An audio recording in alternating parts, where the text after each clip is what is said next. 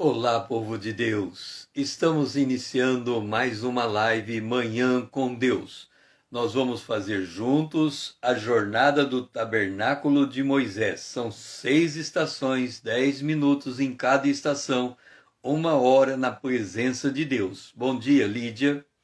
E hoje nós estamos no Salmo 135 e não podemos nos esquecer da nossa folha de trabalho, quando em cada quadrante nós vamos encontrando aquilo que nos ajuda a fazer o nosso mapa conceitual de como nós andamos com Deus. O Salmo 135, a primeira estação, a Arca da Aliança, ela se encontra no verso de número 5. Com efeito, eu sei que o Senhor é grande e que o nosso Deus está acima de todos os deuses.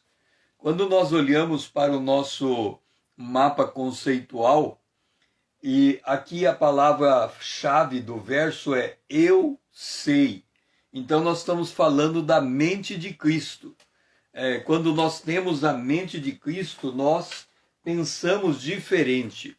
Então quando ele diz, eu sei que o Senhor é grande, a mente de Cristo diz assim, a mente de Cristo conhece o seu Deus. Então vamos escrever aqui, a mente de Cristo conhece o seu Deus. Se nós considerarmos ontem, estuda os princípios elementares da doutrina de Cristo, discerne o bem e o mal. Agora vem, conhece o seu Deus. E o salmista, ele nos diz assim, eu sei que Deus é grande. E depois ele diz, o nosso Deus está acima de todos os deuses. Mas se há um só Deus, por que o salmista diz a respeito de outros deuses? Irmão Paulo, seja bem-vindo. Vamos entender uma coisa. Quando nós olhamos para o ser humano, para nós, enquanto pessoas, nós temos que entender que nós fomos criados por Deus. Nós passamos por duas criações divinas. A gente lê na Bíblia que Deus criou os céus e a terra, e no futuro Deus vai criar novos céus e nova terra. Por outro lado, nós lemos que nós nascemos naturalmente do ventre da mãe, é o primeiro nascimento, mas Jesus veio e anunciou o segundo nascimento. Ele disse, importa nascer de novo. Quem não nascer da água e do Espírito não pode entrar no reino de Deus. Então, assim como os céus e a terra passam por duas criações, a primeira já aconteceu, a segunda está por acontecer, nós também passamos por duas criações. A primeira, nós somos formados no ventre da nossa mãe e chegamos à luz nesse mundo. E a segunda, o próprio Deus nos cria em Cristo Jesus quando recebemos Jesus como Salvador. Ok, agora entenda uma coisa. E a gente precisa entender a dimensão espiritual da nossa vida. Caso contrário, nós não vamos achar o significado da nossa existência. Lembra que o Ikigai? O Ikigai é o que eu amo, o que eu bem faço, o que os outros pagam para eu fazer e o que as pessoas, o que eu trabalho para fazer e o que as pessoas pagariam para eu fazer. Esse é meu Ikigai, ou seja, o centro da minha vida. Mas como é que eu vou conhecer o centro da minha vida? Como é que eu vou conhecer o propósito de Deus para comigo se eu não entendo como é que eu fui criado? E nós fomos criados à imagem e semelhança de Deus. Nós fomos colocados no jardim do Éden. E aí Deus diz a nós, ou Deus diz ao homem, em Gênesis capítulo 1, verso 26. Vamos ler o que Deus diz. Gênesis 1, 26. Façamos o homem a nossa imagem conforme a nossa semelhança. Essa foi a determinação divina, o propósito divino, o pano de fundo para onde estamos caminhando, para sermos a imagem de Deus. E aí ele completa: tenha ele domínio sobre os peixes do mar, sobre as aves dos céus, sobre os animais domésticos, sobre toda a terra, sobre todo réptil que rasteja na terra. Quando ele diz, tem o homem domínio, a gente olha para o que a Bíblia está dizendo, tenha o homem domínio, e aí a gente diz assim, nós fomos feitos para dominar, nós fomos feitos para reinar, nós fomos feitos para comandar, nós fomos feitos para ser cabeça e não cauda. Agora, presta atenção, nós estamos dizendo isso, que fomos feitos para dominar, mas se olharmos na palavra de Deus, e Deus diz domine, nós não fomos feitos para dominar, nós fomos feitos para servir, porque há uma ordem nos comandando. Esta ordem declara, você foi feito para servir. E como é que eu vou servir? Dominando. Então, a minha interação com a terra depende de uma ordem que eu recebi do céu. Então, eu estou como mordomo na terra, eu estou executando algo na terra. Tentar dizer que eu estou no comando é a mesma coisa de eu ser contratado numa empresa e dizer eu sou dono da empresa. Não é dono da empresa, você tem um lugar naquela empresa para executar uma função naquela empresa. Agora, entenda uma coisa, vamos tirar Deus do contexto. Deus não está me dando uma ordem. Se Deus não está me dando uma ordem, eu posso andar sem ordem nenhuma? A resposta é não. O apóstolo Paulo diz que o mundo está morto nos seus delitos e pecados, e ele anda conforme o príncipe deste mundo. Ou seja, quem não está no comando de Deus, está no comando do diabo. Não tem outra alternativa. O homem foi feito para estar debaixo de ordem. Ou ele está debaixo da ordem de Deus, ou ele está debaixo da ordem do diabo. O Deus desse século cegou o entendimento do incrédulo para que ele não compreenda a glória do evangelho. Então, ou o homem está no mundo cego, então o Deus desse século cega, ou ele está neste mundo com os olhos abertos, e ele anda com Deus. Aí vem a questão, você sabe quem é o seu Deus? Ou você sabe quem é que comanda a sua vida? Ou você sabe quem é que dirige os seus passos? Ou você sabe quem é que faz pulsar o seu coração?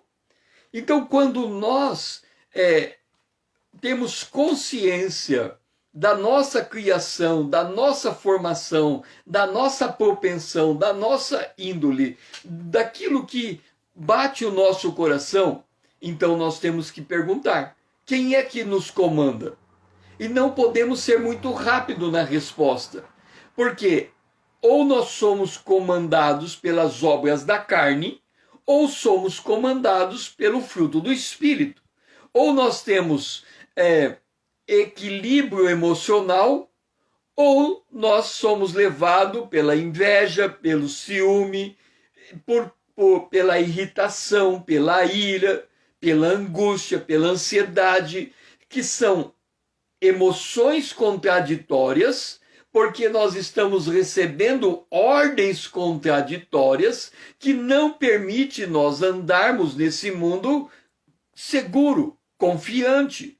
Por quê? Porque nós não estamos entendendo quem é o nosso Deus. E o salmista vem e diz, com efeito, eu sei que o Senhor é grande, eu sei que não há Deus semelhante a ele. O que ele está dizendo é, eu me coloco debaixo da orientação desse Deus. Eu me coloco debaixo dos cuidados desse Deus. Eu não quero viver sozinho. Eu quero viver sob ordens. Eu quero viver no trilho da palavra de Deus. Pai, nos ensina a caminharmos sob ordens.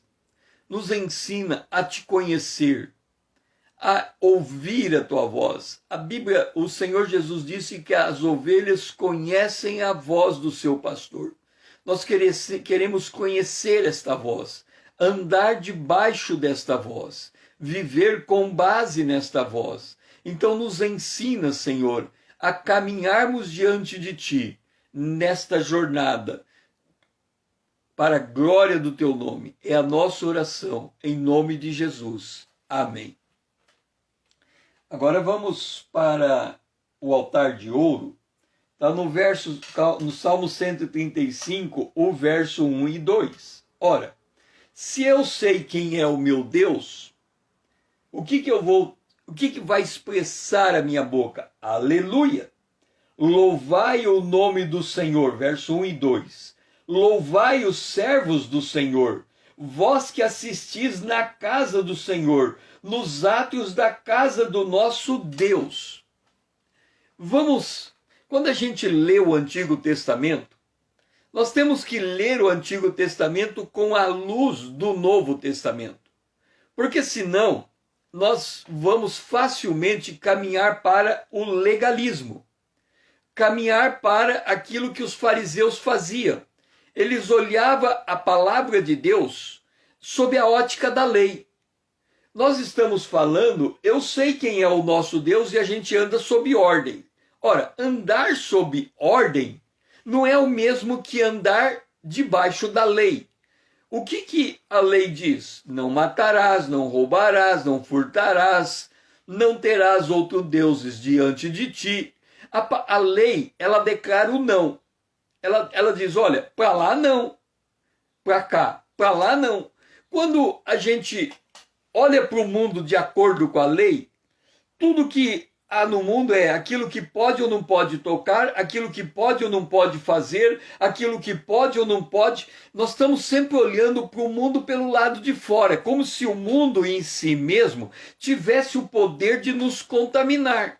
Jesus diz assim, olha, o que contamina o homem não é o que entra pela boca, é o que sai da boca.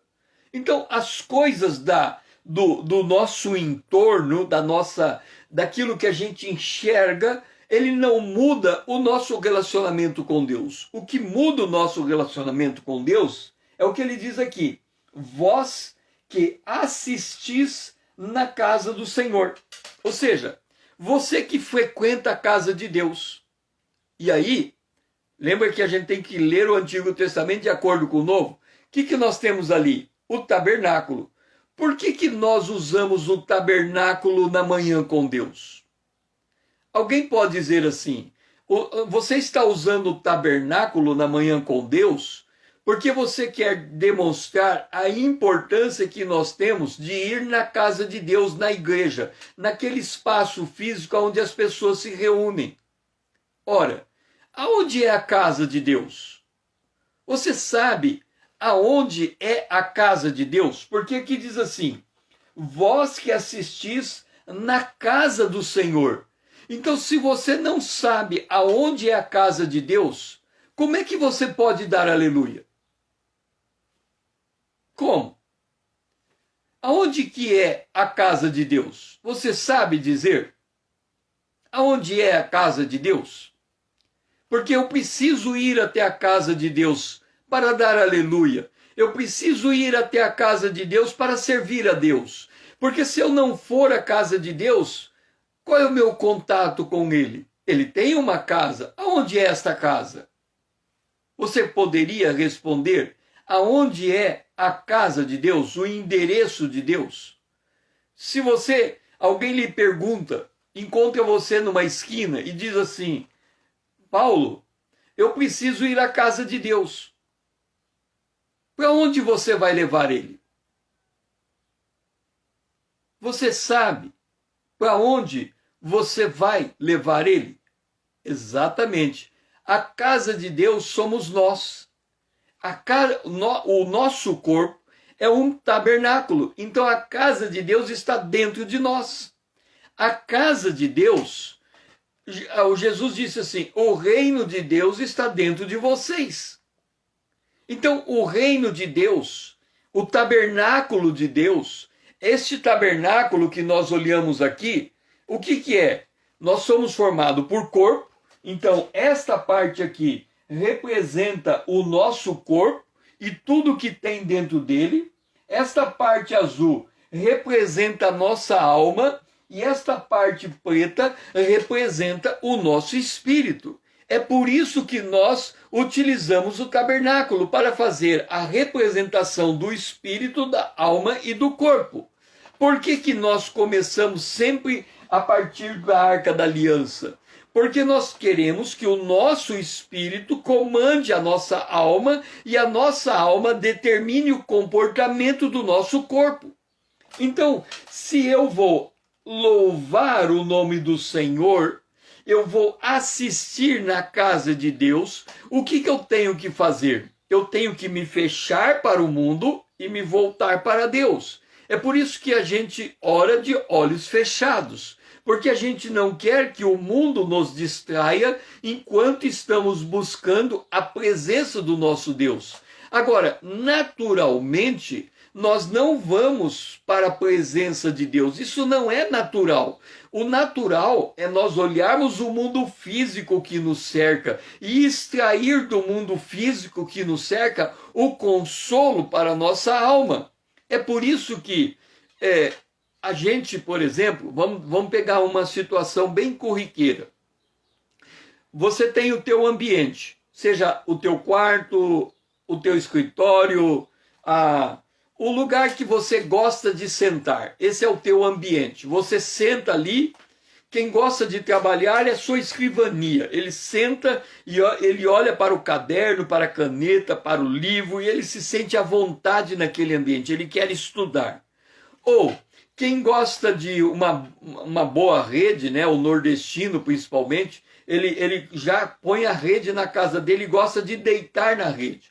Mas a pessoa que se apega a esse ambiente externo, ela gosta de que as coisas estejam em ordem. E quando as coisas não estão em ordem, ela fica irritada. Ou seja, a consolação dela depende da ordem que está ao seu entorno. Se o seu entorno perde esta ordem, ela perde a consolação interna. Agora vem a pergunta. Se você assiste na casa do Senhor e a casa do Senhor é para dentro de você, então como é que você está cultivando o seu coração? Essa é a pergunta que temos que fazer. Como é que o seu coração... Porque a nossa mente busca a Deus, o nosso coração é quem o encontra. A nossa mente, ela busca a Deus. O nosso coração é quem encontra o nosso Deus. Por quê? Buscar-me-eis e me achareis quando me buscardes de todo o vosso coração. Então, o que estamos fazendo aqui? A nossa mente está entendendo a palavra de Deus, mas nós não estamos, por isso, encontrando a Deus. Nós só vamos encontrar o nosso Deus quando o nosso coração se conecta com a nossa mente e gera a fé. A fé é a conexão mente-coração. A fé é o momento em que o que eu sei equivale ao que eu sinto. E o que eu sinto é a manifestação da presença de Deus em função daquilo que eu sei. Eu sei que o Senhor é grande. Então, os meus problemas não podem ser maior do que o meu Deus. Os meus problemas não podem me deixar ansioso, preocupado. Ele não pode ocupar o lugar do meu coração. Então, o que eu sei tem que refletir no que eu vivo. O que eu sei tem que refletir nos meus hábitos. O que eu sei tem que refletir nas minhas atitudes. O que eu sei tem que refletir na maneira como eu me estabilizo emocionalmente. É por isso que o meu ambiente pode estar desorganizado, mas o meu coração está alinhado com Deus. E quando tem esse alinhamento, eu louvo o nome do Senhor nos átrios da casa do meu Deus. É isto que é o chamado do salmista. O salmista diz: volte-se para Deus, centre-se em Deus encontre a sua fonte de vigor, a sua fonte de poder, a partir da tua interação com Deus. Pai, dá-nos esse discernimento, que o Espírito Santo habita em nós e que de nós jorra águas vivas, que a gente aprenda a adorar a Ti, a nos estabilizar emocionalmente, que a gente consiga andar nesse dia sem ser desestabilizado pelas coisas que vão acontecendo em nosso derredor, mas que em cada provação nós confirmemos que estamos na Tua presença e não abrimos mão de estar na Tua casa assistindo o Senhor, dando aleluias, porque o Senhor é grande. Esta é a nossa oração, em nome de Jesus. Amém. Agora podemos ir para o nosso café da manhã. E o nosso café da manhã está no Salmo 135, o verso de número 6 e 7. Tudo quanto aprouve ao Senhor, Ele o fez bens, Ele o fez nos céus e na terra, no mar e em todos os abismos. Faz subir as nuvens dos confins da terra, faz os relâmpagos para a chuva, faz sair o vento dos seus reservatórios. Então vamos entender o que é que o salmista está dizendo, porque ele está dizendo: o nosso Deus é grande. Deixe-me dizer uma coisa. Há um provérbio que diz assim, que quando nós estamos andando, nós devemos olhar à frente, direto à frente. Nós não podemos andar de cabeça baixa. Então, vem a pergunta: qual é a tua postura no caminhar? Lembra que no nosso mapa conceitual nós temos o corpo? Então, postura do corpo: andar olhando para frente. Esta é a postura do nosso corpo. Lembra? Você tem que ter o mapa conceitual e você tem que ter o caderno de anotação e você vai montando o teu mapa conceitual e você pode montar com coisas diferentes daquelas que eu estou falando e você pode compartilhar. Olha, no meu mapa conceitual, na parte do corpo eu estou colocando andar olhando para frente. Essa é uma postura do meu corpo. O meu corpo tem que andar olhando para frente. Geralmente, quando andamos olhando para o chão, é porque nós estamos abatidos. Se nós andamos olhando para o alto, quando o nariz ele sai da linha do Equador aqui, e ele levanta a algum traço de soberba. Então nós estamos olhando de cima para baixo as pessoas, estamos medindo as pessoas. Então o correto é o nosso nariz estar alinhado com o horizonte. Então essa é a postura do nosso corpo.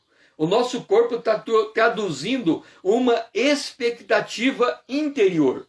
Aí a gente lê aqui: Deus fez os céus e a terra. Ok, Deus criou os céus e a terra, a gente sabe disso. Lendo a palavra de Deus, Gênesis capítulo 1, verso 1, Deus criou os céus e a terra.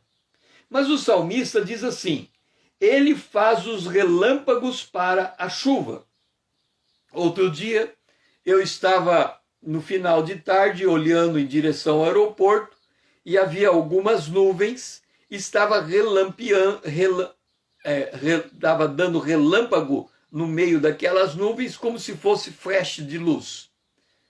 É admirável isso, mas não acontece a qualquer momento. Isto acontece quando há algumas condições da temperatura, do vento, das nuvens, da formação de água. Eu não sou cientista, não sei declarar exatamente em que momento acontece um relâmpago, mas tem um processo. Então Deus é Senhor da criação e Ele é Senhor do processo. Por quê? Porque para Ele produzir um relâmpago, para Ele movimentar uma nuvem, para ele fazer sair o vento dos seus reservatórios. Vamos lá. Você está num dia quente. Você está na rua. Ora, está calor, o sol está quente, você está andando na rua e não tem alternativa para você. Não tem um ar-condicionado para você entrar. Você está na rua, no meio da rua, andando a pé. O que você olha e fica esperando? Você pensa assim consigo, bem que podia vir um vento me refrescar. Lembra que quando Jonas desobedeceu a Deus e fugiu de Nínive, e fugiu para não ir a Nínive, mas depois ele foi a Nínive e ele pregou e aquela cidade se converteu, e na avaliação de Jonas, aquela cidade não merecia se converter, porque Nínive era um império. E como império, eles eram terríveis. Dizem que os poderosos de Nínive, quando eles queriam prejudicar, ou quando eles queriam judiar de alguém, eles amarravam a pessoa no deserto e tirava com a faca a pele das pessoas. E fazia as pessoas morrerem com suas peles expostas. Imagina, que morte terrível é esta. Então Jonas sabia que Nínive era um império desalmado, um império violento.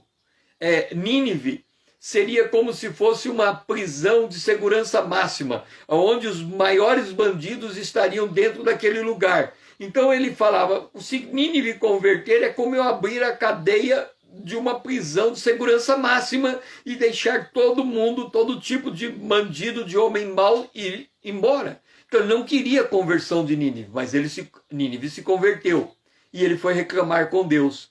E aí ele dormiu e Deus fez nascer uma árvore e deu sombra para ele. Então a gente andando espera que o vento se mova e bata em nós como se fosse um ar-condicionado natural. É Deus quem faz esse vento se mover. Agora, é Ele que faz a nossa vida se movimentar. Ele nos criou, mas Ele também está nos processos existenciais. Ele está no nosso relacionamento familiar, Ele está no nosso relacionamento com o cônjuge, Ele está no nosso relacionamento com os filhos, Ele está no nosso relacionamento com o empregador, Ele está no nosso relacionamento com o empregado, Ele está no nosso relacionamento com o vizinho, Ele está no nosso relacionamento com o conhecido, Ele está no nosso relacionamento com o desconhecido. Em todas as esferas da nossa vida, Deus se faz presente, no processo, no cotidiano. Por isso que a Bíblia diz, todas as coisas contribuem conjuntamente para o bem daqueles que amam a Deus. Porque as coisas não acontecem fortuitamente. Você olha para um relâmpago e você só enxerga o relâmpago. Mas você não enxerga o processo que Deus teve que produzir para gerar aquele relâmpago. E esse processo, ele é um processo que está acontecendo já há milhares de anos. O vento está se movimentando na Terra por milhares de anos, por milhões de anos, por bilhões de anos. Então Deus está nesse processo inteiro. E quando Ele quer um raio, Ele não fala assim, eu quero um raio agora. Não, há bilhões de anos atrás Ele diz assim, que dia que é hoje? Hoje deixa-me ver aqui, que dia que é hoje? Hoje é 5 de janeiro, terça-feira. E ele diz assim, olha, há bilhões de anos na frente, no dia 5 de janeiro, terça-feira de 2021, eu quero um raio sobre a cidade de Londrina. E agora, hoje, chegou o dia de ver o raio. Mas o processo de Deus vem sendo feito há muitos anos. A mesma coisa é a nossa vida. Todos os processos em que nós estamos envolvidos na nossa existência, em todas as esferas, Deus está por detrás dele. Deus está dando ordem a ele. Deus está dando providência a ele. Deus está dando cuidado a ele. Então nada acontece fortuitamente. É isso que o salmista quer dizer. Quando ele diz, Deus criou e Deus faz o relâmpago. Ou seja, Deus cria o céu e Deus faz o relâmpago acontecer no céu. Ou seja, Deus tem domínio não só sobre aquilo que ele cria pontualmente, mas no processo que envolve toda a sua criação. Pai, eu te louvo, porque o Senhor tem domínio sobre todos os processos da criação. Portanto, o Senhor tem o domínio sobre o nosso dia de hoje. E nada vai acontecer que não seja dentro dos teus propósitos e da tua vontade. Nos ajuda, Senhor, a ter esse discernimento para andarmos, Senhor, na tua visão, dentro da tua graça. É a nossa oração, em nome de Jesus, o teu Filho amado, a quem nós amamos. Amém. Então agora é hora de lançarmos mais luz, já que tomamos o nosso café da manhã. É hora de lançarmos luz. E está no Salmo 135, verso 8 e 9.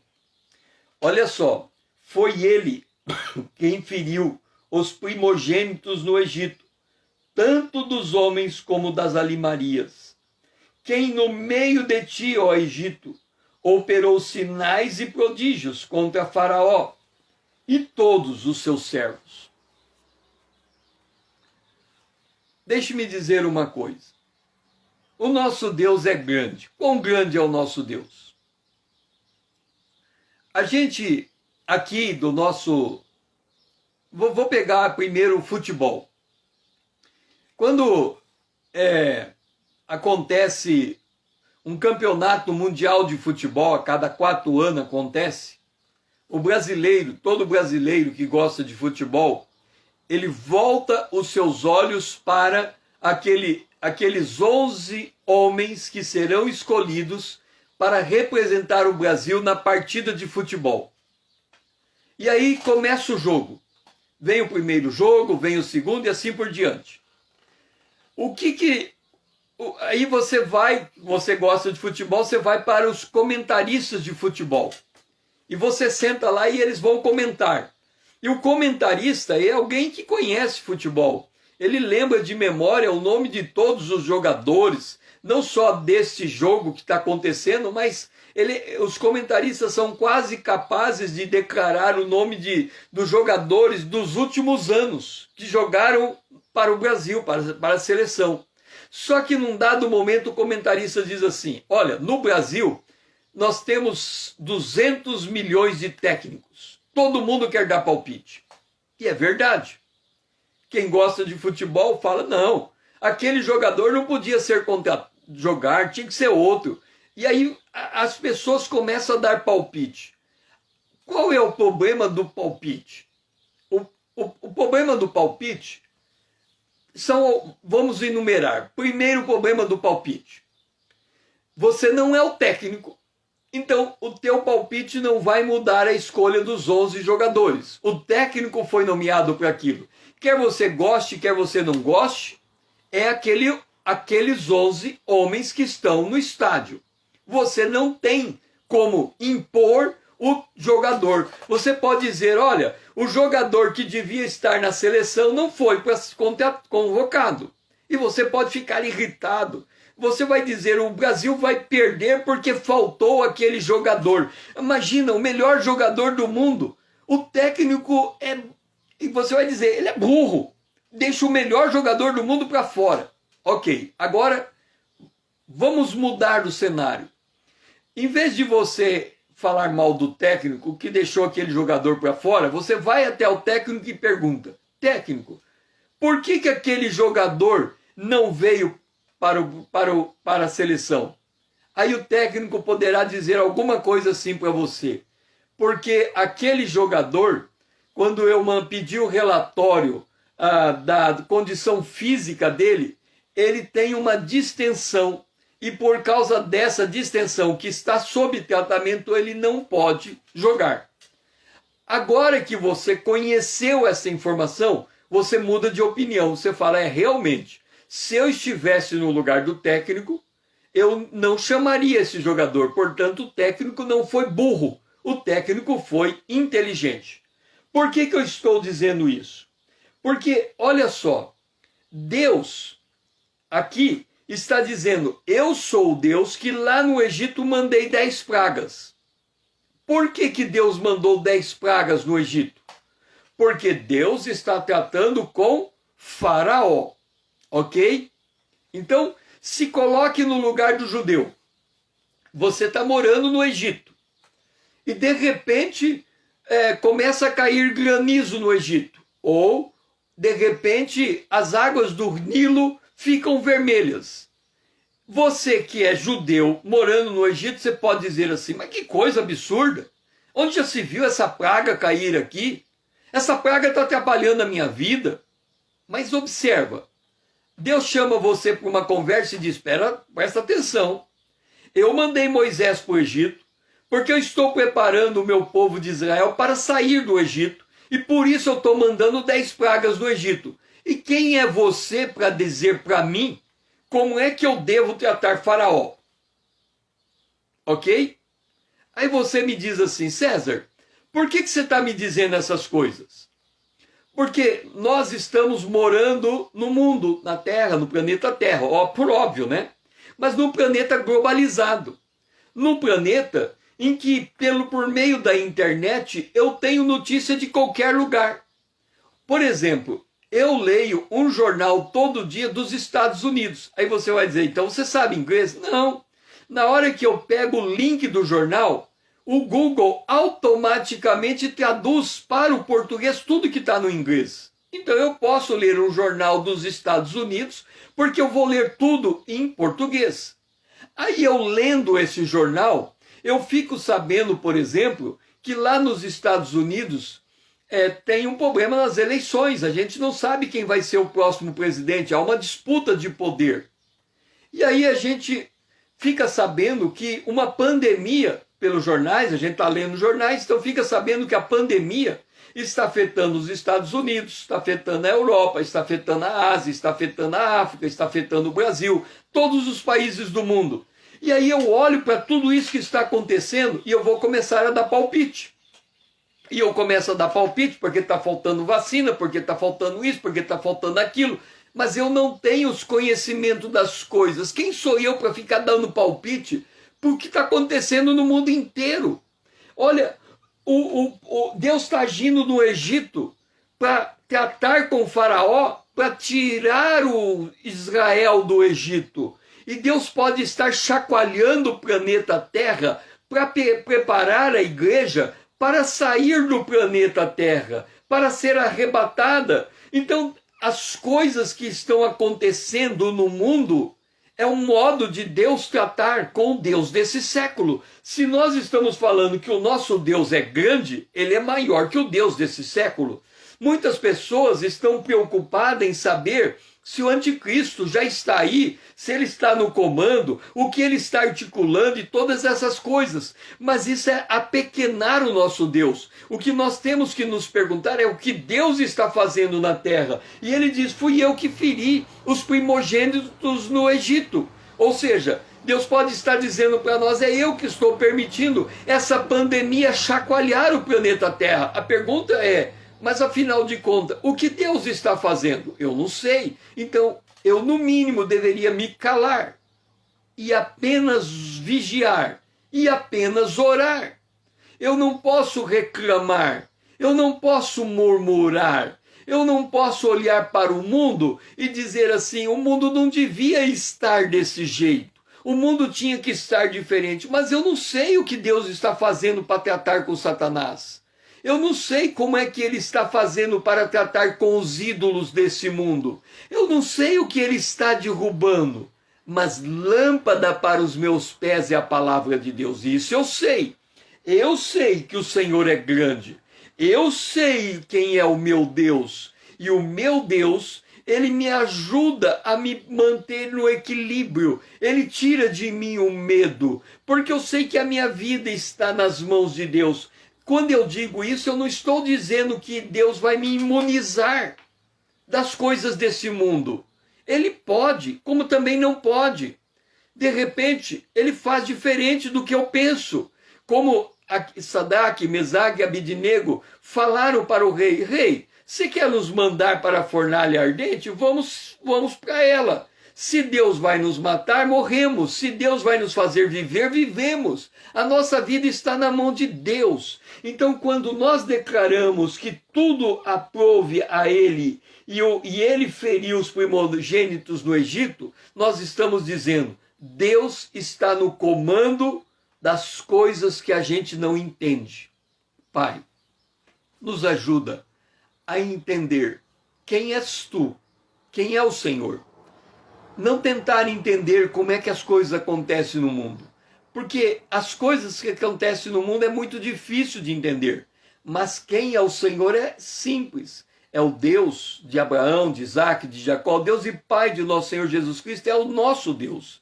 E nós possamos reconhecer a Tua grandeza, a Tua bondade, o Teu amor. Esta é a nossa oração. Em nome de Jesus, o Teu Filho amado, a quem nós amamos. Amém. E agora a gente pode sair da nossa alma, ir para o nosso corpo, ir para a pia de cobre, ir para o átrio, isso está no verso 3 e 4. Louvai ao Senhor, porque o Senhor é bom. Cantai louvores ao seu nome, porque é agradável. Pois o Senhor escolheu para si a Jacó e a Israel por sua possessão. Deixe-me dizer uma coisa para você. Na Terra, no planeta Terra, só há dois povos. O povo de Deus e o povo descrente, que não conhece a Deus. Agora, quando a gente vai pontuar e declarar quem é o povo de Deus, a coisa complica um pouco mais. O povo de Deus na terra são dois. Ou Israel, Deus tem uma aliança com Israel, ou a igreja. Esta é a dispensação da igreja, porque Israel endureceu o seu coração. Então Deus disse que o endurecimento veio em parte Israel para que desse tempo para a igreja. Mas depois Deus voltará a falar com Israel novamente e Israel se converterá a Deus. Então o povo de Deus na terra é, hoje, na ordem das coisas, em primeiro lugar, a igreja. É a dispensação da igreja que nós estamos vivendo, mas também Israel. Deus tem promessas específicas para com Israel. Então este é o povo de Deus. Quem não é povo de Deus? Quem não pertence à igreja e quem não é de Israel. Agora, quem é a igreja? A igreja é todo aquele nascido de novo. É todo aquele que foi justificado por Cristo Jesus e que foi regenerado pelo Espírito Santo e se tornou uma nova criatura. Este é o membro da igreja. A igreja é a soma desses membros, corpo de Cristo. Aqui diz, o Senhor escolheu para si a Jacó. E nessa dispensação, ele escolheu para si a igreja. Então, a igreja é o centro da ação de Deus no planeta. Quando nós entendemos isso, nós entendemos o que Paulo escreveu, por exemplo, aos Efésios, no capítulo de número 1, quando ele declara o seguinte. Ele diz assim, capítulo 1, por esta causa não cesso de dar, para que verso 16, não cesso de dar graças por vós, fazendo menção de vós nas minhas orações. E ele diz assim, para que o Deus de nosso Senhor Jesus Cristo, olha só, Paulo, ele vai fazer uma oração a Deus, o Pai, em nome de Jesus, e ele reconhece que o Deus que ele está declarando, fazendo a sua oração, é o Deus que colocou Jesus na história, o Verbo se fez carne. Então ele está fazendo uma ligação do Deus do céu com a cruz do Calvário e com a obra da redenção. E ele fala, por causa desse Deus que gerou esta obra de redenção na pessoa de Jesus, Ele pede para que Deus nos dê espírito de sabedoria e de revelação. Ele quer que a gente faça aquilo que o salmista diz. Eu sei. Mas como é que eu sei que o Senhor é grande? Porque eu tenho o espírito de sabedoria e de revelação. Mas por que eu tenho o espírito de sabedoria e de revelação? Porque alguém está intercedendo por mim. O homem natural não vai alcançar as coisas de Deus, nós temos que entender isso. Nós não podemos, na nossa soberba, dizer, eu sou crente, então eu tenho sabedoria, eu tenho revelação. Não, eu sou crente. Deus, me conceda a graça de ter sabedoria, a graça de ter revelação. Eu tenho que ser humilde diante de Deus. Eu não posso achar que eu posso me apropriar das coisas de Deus. Ele me escolheu. E aí Paulo fala, olha, iluminados os olhos do vosso coração no pleno conhecimento de Deus. Então, quando nós nos voltamos aqui, diz, eu sei que o Senhor é grande.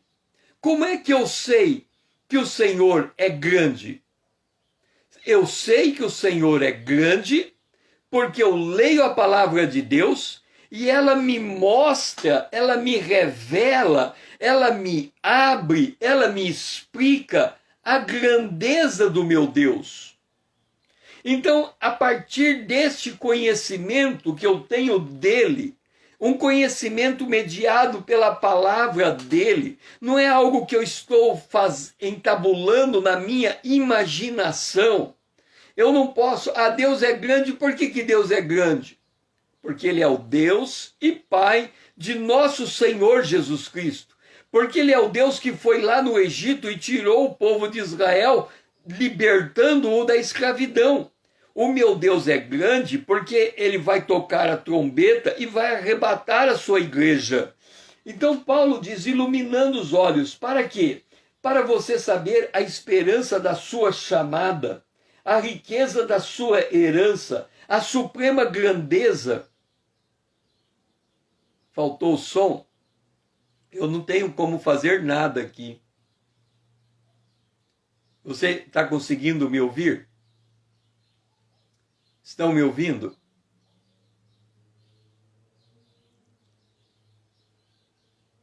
Estão me ouvindo?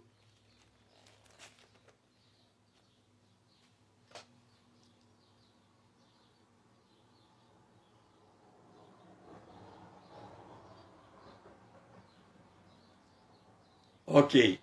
Então, o apóstolo Paulo, ele abre os meus olhos para que eu veja o que Deus, ele ora para que Deus abra os meus olhos, para que eu veja o que Deus fez comigo. E ao final de Efésios, Paulo fala assim, para a sobreexcelente grandeza do poder de Deus que ele colocou sobre nós para ser o cabeça de todas as coisas. Irmão Paulo, está normal o áudio. Acho que você tem que sair e voltar. Você tem que sair e voltar. Então, entenda, o nosso Deus, ele é grande, mas nós temos que ter o nosso entendimento aberto para conhecer essa grandeza. Então, ele é grande. Então, no verso 3 e 4, ele nos escolheu para si. Ele nos escolheu para si. Então nós temos que entender esse cuidado de Deus. Nós somos ovelhas.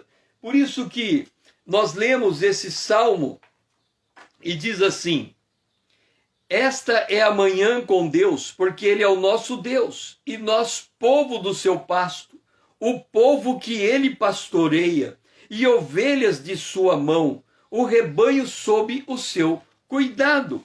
Então nós estamos debaixo desse cuidado de Deus. Nada está acontecendo de forma fortuita em nossa vida. O Senhor está no controle da situação. O Senhor tem cuidado de nós. Pai, nós oramos, porque somos ovelhas no teu pasto. Porque o Senhor tem cuidado de nós. Porque o Senhor lida com os nossos inimigos. Porque o Senhor cuida do mundo como um todo.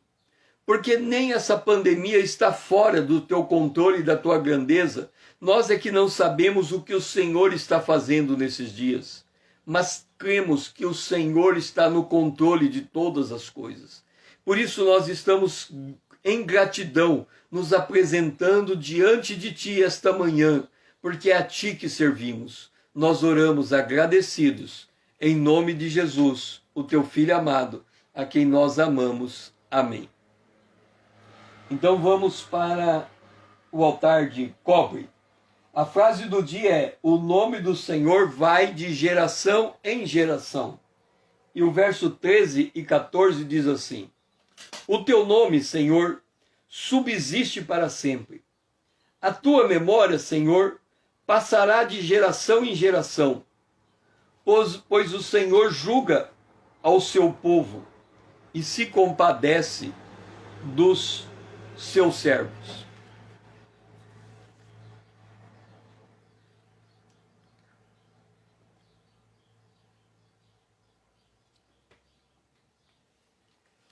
Deixe-me dizer uma coisa.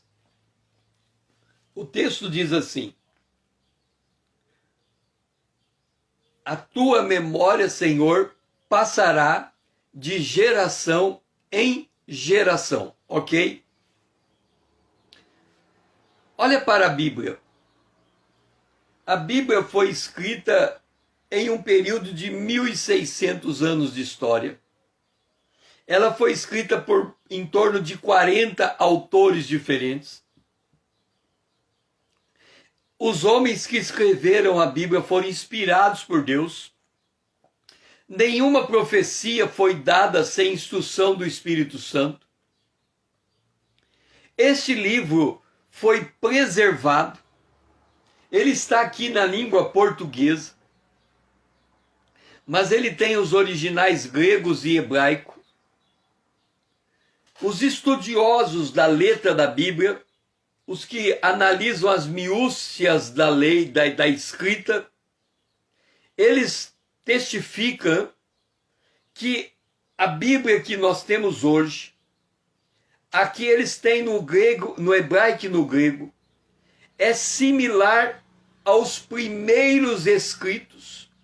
A Bíblia, ao longo dos anos, ela foi preservada na sua integridade.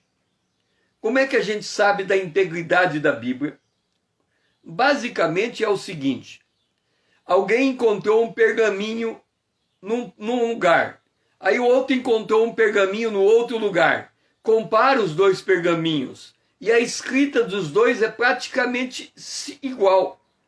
Alguém disse que se nós formos olhar o que está escrito no grego e no hebraico e no grego, a variação do texto original para hoje não chega a 2%, e esta variação não afeta o entendimento do texto. Quem estuda o texto nas línguas originais tem algumas variantes por conta da gramática, da aplicação do texto. A gente sabe que as palavras mudam de significado ao longo dos anos.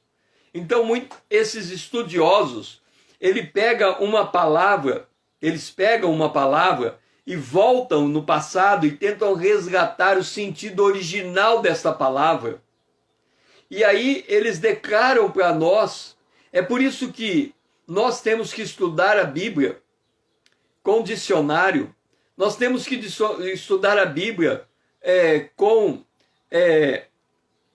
uma concordância bíblica. Nós temos que estudar a Bíblia com um livro de teologia sistemática, porque nós temos que resgatar essa história, esse conteúdo. Estudar a Bíblia não é simplesmente eu ler o texto e achar o que eu penso dele. Eu tenho que saber o que o texto diz. E se eu quero saber o que de fato o texto diz, então eu vou olhar o que o texto diz, tentar entender do meu jeito, mas eu vou buscar outros homens de Deus, que são homens de oração, são homens que têm um testemunho de Deus, e eles também vão dizer o que o texto diz. E eu vou comparar o que eu digo com o que o outro homem de Deus está dizendo.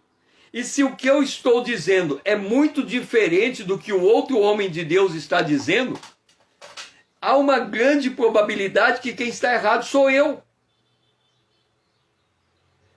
Essa Bíblia está sendo estudada por mais de 4 mil anos.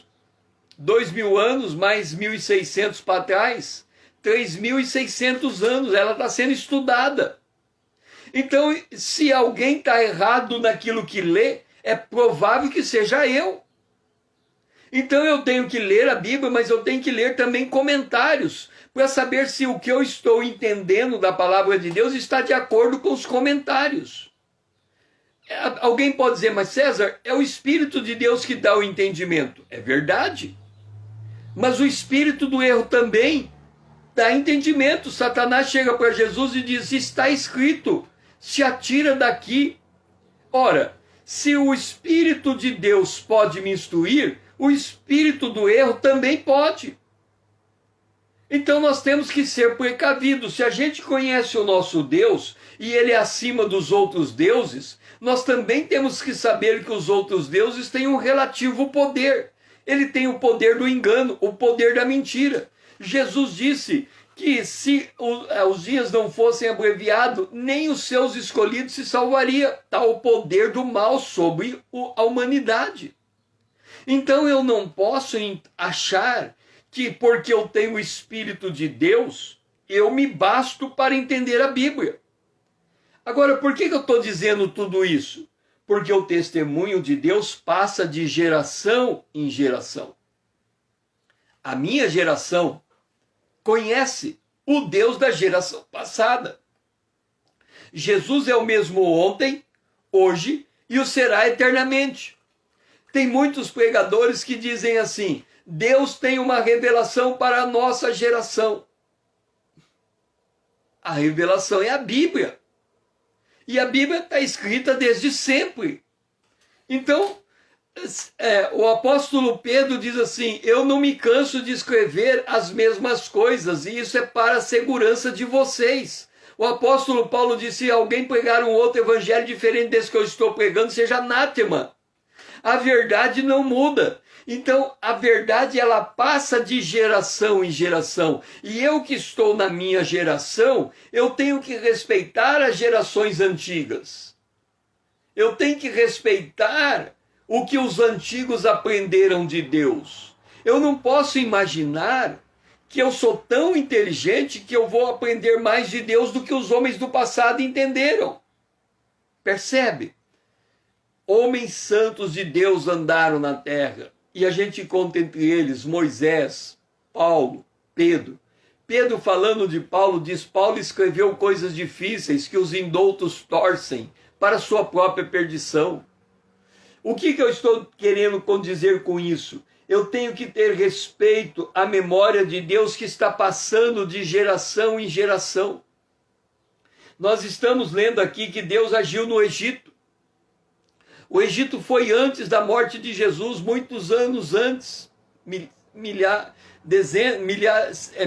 de anos antes. Então nós temos que, milhares não, né?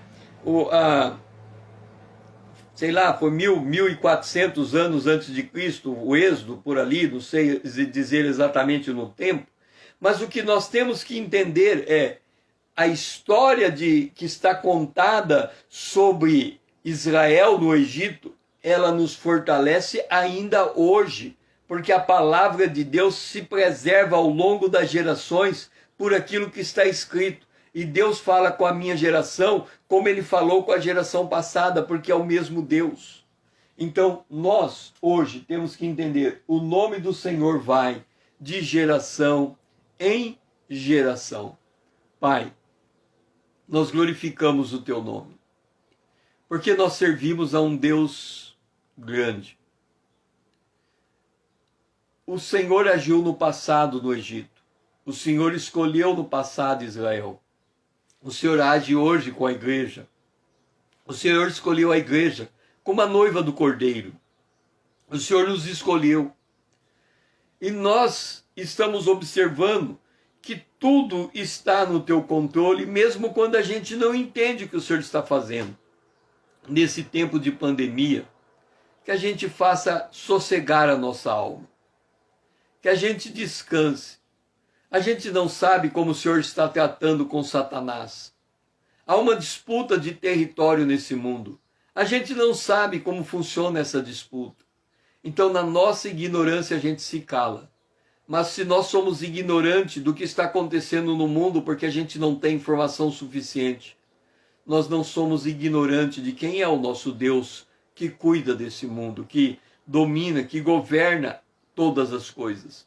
Por isso, Senhor, nós estamos pela fé declarando que o Senhor é o nosso Deus e o Senhor é grande e o Senhor domina todas as coisas. Esta é a nossa oração, agradecidos a Ti. Nós louvamos e colocamos este dia sob os Teus cuidados. Nós queremos descansar em Ti, fazer sossegar a nossa alma, nos acalmar, Senhor, confiando que o Senhor tem cuidado de nós. É isso que o Senhor quer nos transmitir nesta manhã. Essa é a nossa oração, em nome de Jesus. Amém. Então, aqui alma, vamos colocar na alma esta lição. O Senhor controla os processos existenciais.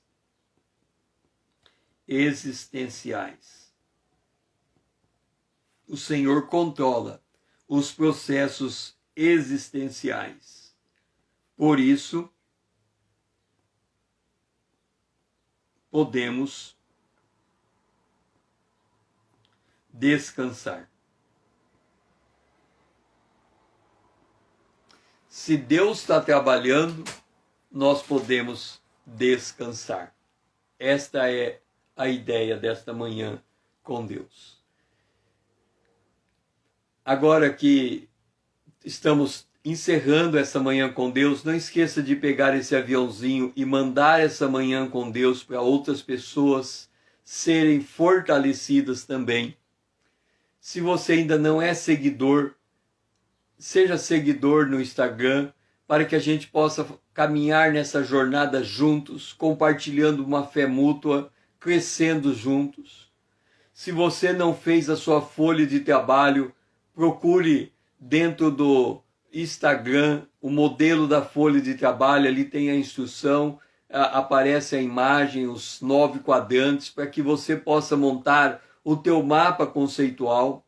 Se você está montando o teu mapa conceitual, compartilhe, mostre o que você está, qual é a tua anotação. Ela não precisa ser a minha anotação, ela é a tua anotação. Então compartilhe para que nós possamos comparar as nossas anotações e verificar se Deus está falando a mesma coisa. Às vezes Deus faz você observar algo que eu não observei, mesmo eu tendo falado sobre o assunto, você teve um insight que eu não tive. Então compartilhe, vamos aprender a compartilhar o que Deus está fazendo conosco, porque Deus está agindo. Mas se a gente não compartilha, não se torna testemunho do que Jesus está fazendo, as pessoas que estão em volta de nós não vão entender a obra de Deus, porque a obra de Deus precisa ser comunicada.